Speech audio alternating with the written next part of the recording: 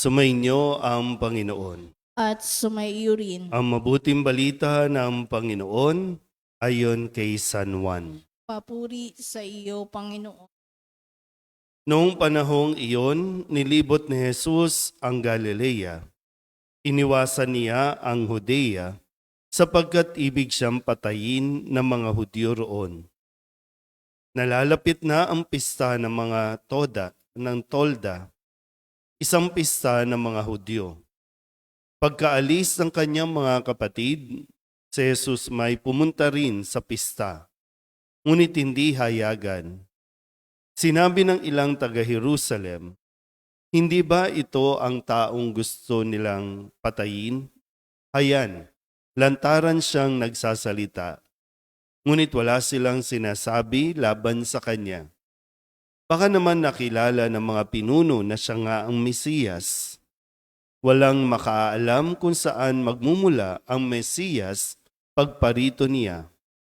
Ngunit alam naman natin kung saan nagmula ang taong ito.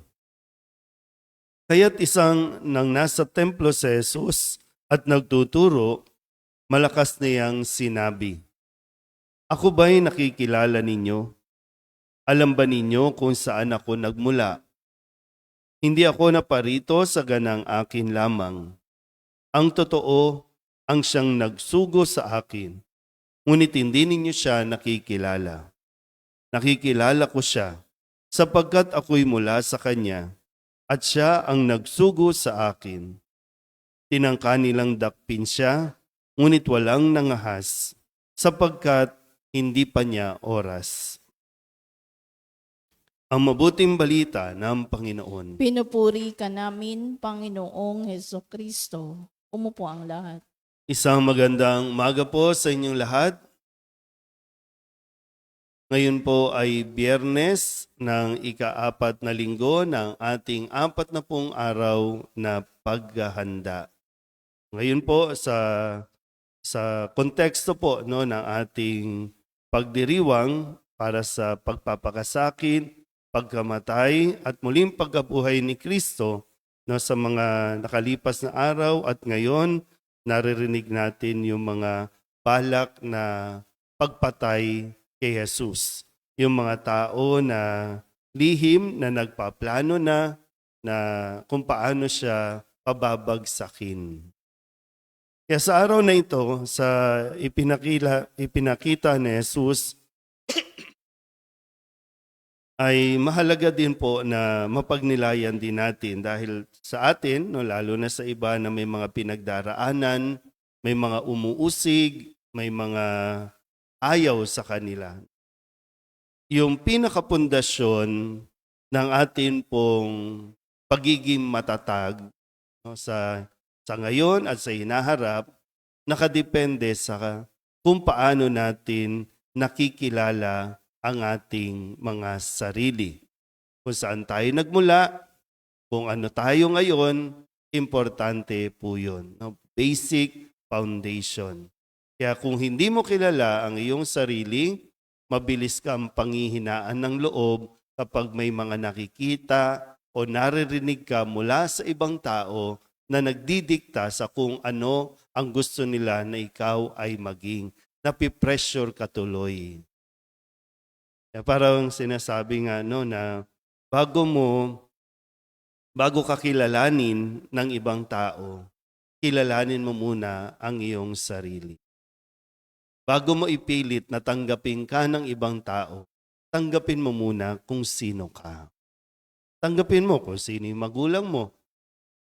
May kahinaan man sila, may nangyari man sa kanila, hindi man sila maganda o mabuti, sabihin natin may nagawa silang kamalian, tanggapin mo, sila ang magulang mo.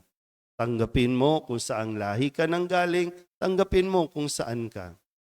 Sa itsura na nga lang, di ba? Tanggapin mo kung pangu ka. Tanggapin mo kung maitim ka. Kasi parang laging dinidepende natin sa kung ano at paano tinatanggap ng tao ang ibang tao. Kaya ikaw tuloy, napipressure ka. Ang gusto nila maputi, kaya magpapaputi ka. Ang gusto nila maitim, magpapaitim ka. Ang gusto nila matangos ang ilong, kaya magpapatangos ka ng ilong. Ang gusto nila, ang kilay mo, patayo, kaya papatayuin mo ang kilay mo. Kaya unti-unti tuloy, nawawala yung sarili mong identity. Nawawala yung tunay na ikaw. Baka nga, pag humarap ka sa salamin, ikaw mismo magulat, iba na itsura mo, hindi mo nakilala eh. Kasi dito sa ating ebanghelyo, bahagi po ng naranasan ni Jesus, ayaw siyang kilalanin. Ayaw siyang tanggapin kasi yung sinasabi nila, ikilala natin kung sino siya, saan siya nanggaling, kilala natin ang magulang niyan, kilala nga ba talaga nila? Malinaw kay Jesus, kilala niya ang kanyang sarili. At lalong-lalo na, hindi siya nakadepende sa kung tinatanggap siya ng tao o hindi. Kasi ang malinaw, kilala niya kung saan siya nanggaling, sino ang nagsugo sa kanya, sino ang kanyang ama, at lalong-lalo na yung nagmamahal sa kanya. Kaya nga, di ba, narinig natin yung isang bahagi, ito ang aking anak, ang lubos kong kinalulugdan, ang minamahal kong anak. Kaya yun yung, di ba, nagpapatibay sa kanya. Kaya ang isang taong hindi lubusang tanggap, hindi lubusang kilala ang kanyang sarili, ang nangyayari, mababa ang self-esteem. Yung confidence niya, mahirap. No? Kumbaga, kahit anong paliwanag mo, hindi yan mabuboost. Hindi yan kasi magulo eh. Naguguluhan siya eh. Hindi niya talaga lubusang kilala ang kanyang sarili. Kaya sa mga mag-asawa nga po, no?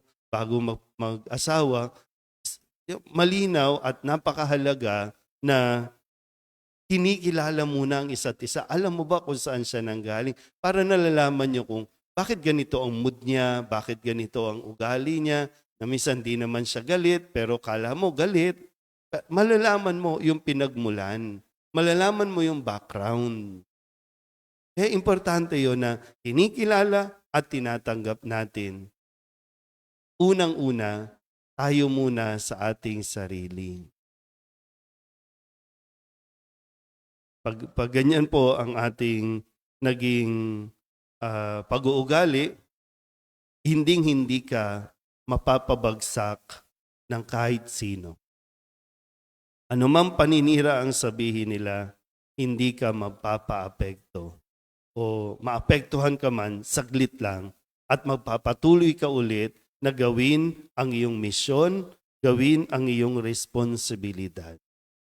Kaya nawa, sa tulong ng grasya ng Diyos, marami sa atin talagang nabaon na sa limot kung sino tayo, kung ano tayo. Pero sa grasya ng Diyos, makakabalik tayo ulit. Sana doon tayo patungo. At lagi naman pong nakaalalay ang ating Panginoon sa kung ano man ang ating pagdaraanan, sa kung ano man ang ating tatahakin. So, sana po ulit, kilalanin mo muna ang iyong sarili, tanggapin mo muna kung sino ka bago mo ipilit sa ibang tao. Pero hindi mo rin kailangan ipilit, hindi mo rin kinakailangan na ipakilala o magpakilala ng ayon sa gusto nila. Amen?